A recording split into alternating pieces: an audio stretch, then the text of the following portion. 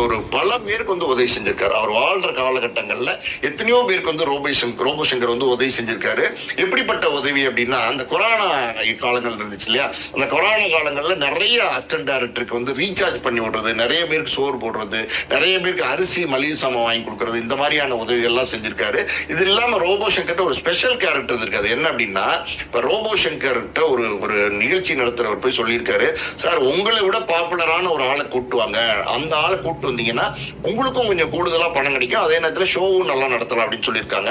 ஆனா ரோபோசங்கர் எப்பவுமே என்ன பண்ணுவார்னா, யார் வந்து ரொம்ப நாளா வேலை இல்லாம இருக்காங்க, அந்த சூரிய என்ன பண்றான்டா, அவருக்கு எவ்வளவு நாளா வேலை இல்லாம இருக்கா சார், ஆனா 2 மாசமா வேலை இல்லைன்னு, அவனை வர சொல்லு இவனை வர சொல்லு அப்படின்னு சொல்லிட்டு வேலை இல்லாதவங்களையே வந்து கூப்பிட்டு ஷோஸ் கூப்பிட்டு போய் அவங்களுக்கு வேலை வாங்கி கொடுப்பாரு. அவங்களுக்கு வந்து அப்பதானே காசு வரும், அந்த மாதிரி வருமானம் பண்றதுக்கு வழி வகுத்து கொடுப்பாரு. ஸோ இப்படிப்பட்ட ஒரு நல்ல மனசு இருந்த ரோபோசங்கருக்கு ஒரு உடம்பு தேடி வந்ததுக்கு அப்புறம் கூட நிறைய பேர் வந்து வாய்ப்பு கொடுக்க